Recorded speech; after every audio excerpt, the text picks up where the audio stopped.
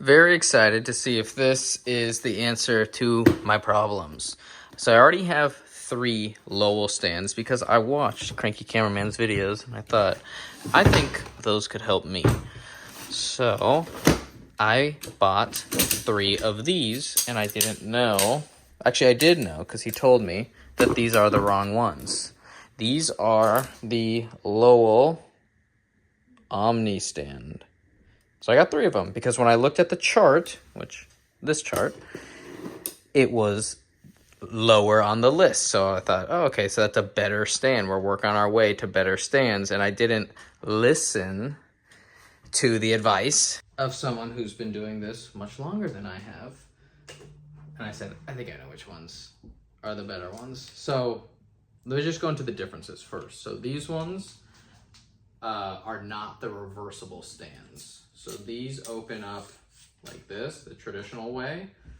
And the difference with that is these are actually a little longer, but their footprint on the ground is not as wide as the ones he recommended. So these are Lowell Omni stands, and he said to get the Uni 2s. He also said, do not get the modern version of these. They have been remade by, I believe, Matthews, but they have the black clamps. He says those are not as high quality as these older ones, and he doesn't trust them. So I at least bought the older ones, but I still bought the wrong model. So here we go. I have this one, and this, and this. And you can see how skinny they are. Like, they really do minimize the amount of space they take up in luggage, and that is the whole reason why I got them. So let's take these 3 out. Also got this package from The Art of Documentary. I'll show that later. So finally, the Uni 2. So those are the Omnis, and these are the Uni 2s, and we can already see how much of a difference there is just when collapsed. So that will help me even more so in there. The more room I can get in there, the better. The main difference is the spread. Oh yeah, also, I really like how these fold in. So normally legs just go together and they just stay like that. These have little notches that just hold it in tighter, even more compact, so they don't open up in whatever case they're in. So when you do open these up, the footprint is so much wider, and David Winter said kind of have them with a little bit of distance, this right here, and that way they can kind of sit like this. But at their widest, it is much wider than the other Lowell models. Let's see height. Start with the top. This is going to be higher, I think, than what I have here. Available space. Okay, that works. So that's full extension on that one. And there are 1, 2, 3 sections, and on here there's 1, 2, 3, 4. So it looks like, I don't know, maybe a foot shorter, and the legs are shorter sections, and there's more of them. Now, this is the part that didn't make sense to me, and this is why I got the Omni, is because I thought this was going to be a stronger, thicker construction. But when you look here, this one is actually about 1/4 of an inch thicker. Or I'll put the exact measurement, but I just know that it's thicker, this one right here. So this one is thicker than this one, which just leads to stronger stability. So now, for my last video, I tested these Omnis on booms and how much they flexed. So now I want to see how much do these flex. I'll be using the mini grip head So this is my new favorite thing.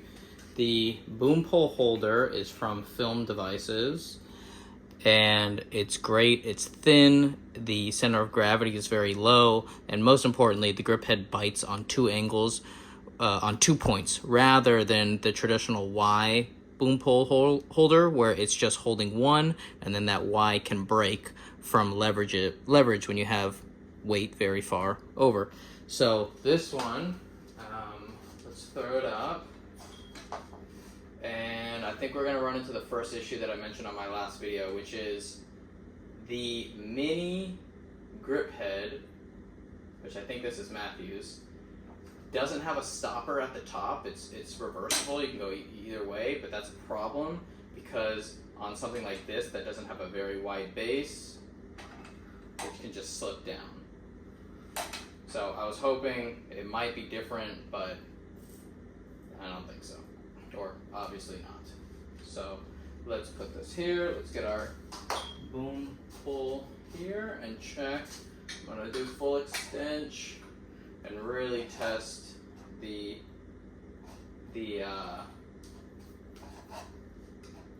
how strong the stand is. Okay. Well, that did not solve that. So either it's something that I'm doing, I'm putting the load directly over this leg, so you can see, directly over. Now when I did it in my last vlog with this, it did fall over, so at least it's not falling over, and I'm gonna credit that to the wider footprint. I guess I'll just have to put some type of weight here, which is nice because if I have something, it's easier to set it down on these flat lay legs than this type. I would have to have something I could hook on or whatever. Backpacks, Pelicans can just go on this. Now, when I saw Joel Gabrielson using this in the last project that I worked with him, or my first project that I worked with him, but it was one of the last vlogs, he said he does like these the most. The only thing that happens all the time when using this one versus this one is people don't see these gray legs and they walk and they hit it and trip over. Later in the week, I watched someone do that and I could totally see how. It's very far extension and you just don't see it. So that's the benefit is that the wider spread is also the con that it's more of a tripping hazard. But this is holding up now, so that is good. And I have two of them. So this is most likely going to be all of the boom setups, which would be one for a shotgun mic, and then the other one for an Aperture MT Pro, which is just a 1 foot LED tube. And I will feel safer with some weight on there, but good to know that just by itself, it will hold. Minor difference, but with the Omnis, you have the stud right up top. And then with the Uni 2s, you actually get a tap for 1/4 20, which is nice because you could put one of those spigots with the 3/8 or the 1/4 20 reversible and just have more options. So I do like that because I could actually keep a spigot on there. Actually, that would stop this thing from dropping. Let me try that. So in the organizer, I have some of these guys. So 3/8 here, 1/4 20 here. And that means that if I just connect this and then put the grip head on top, it might get stuck here.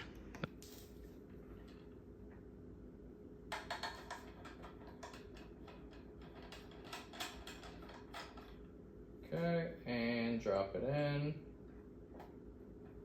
Yeah, so that does not go down past here.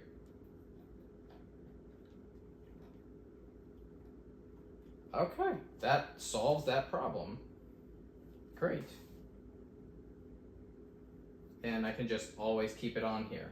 It's still shorter than the Omni. And my Pelican right now is 57 pounds with all of the normal stuff I'm gonna have for a one-man band interview. So what I would really like to see is, am I saving any weight? Because these stands are already light, but since these Uni 2s are just a little shorter, maybe it'll shave off a little bit more. And also, like, I have my E-Image GH06 tripod and head. I would love to get the Sackler. I don't think there's going to be any weight savings, but I do know that it fits. Let's check the Omni stand first. 2.4. And now the Uni 2. 2.6. How is this heavier? Yeah, 2.6. That doesn't make sense. Because this one's taller, but I guess this one has a wider leg base and a thicker middle column, and it does feel more balanced, but it's so much shorter.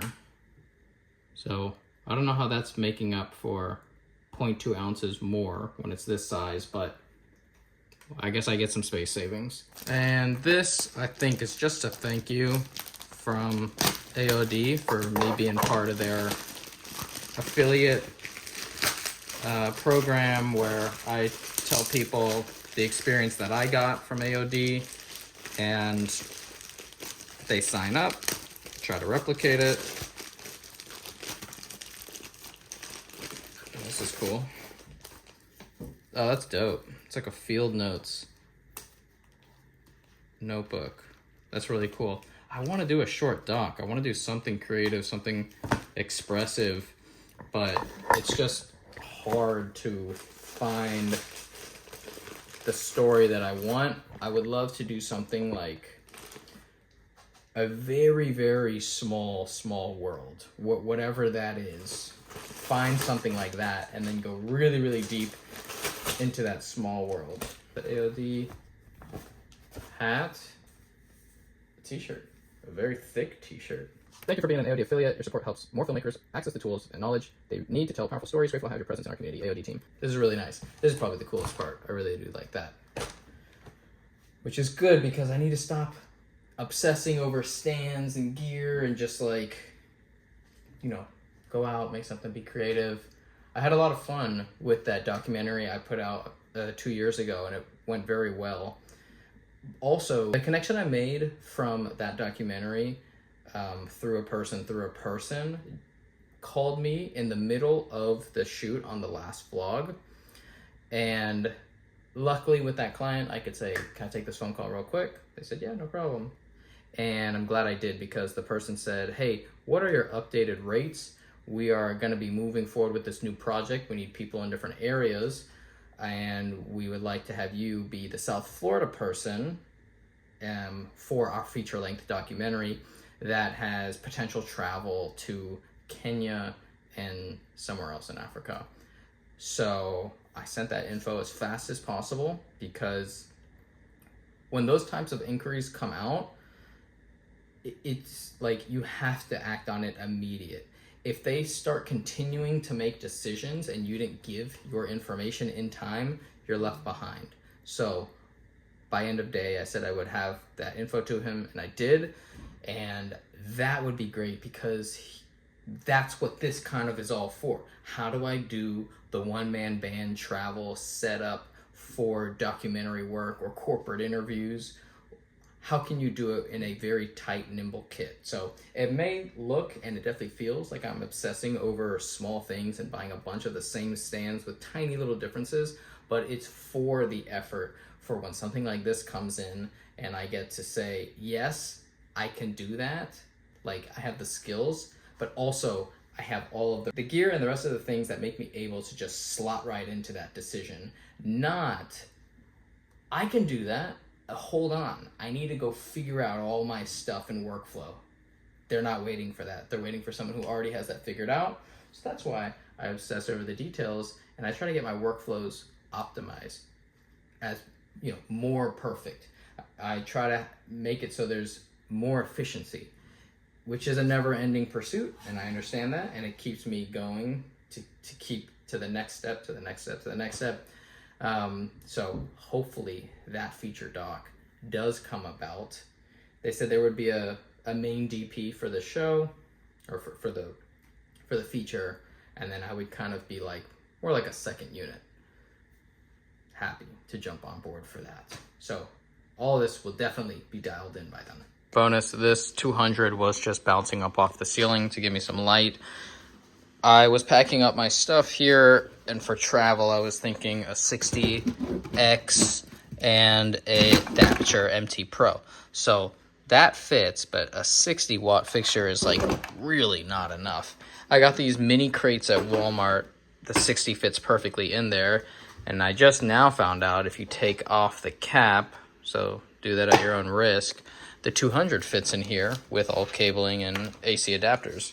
So for that job that I have coming up, I can have the 200 in here and the MT Pro, and that fits kind of right here. Soft box goes right on top.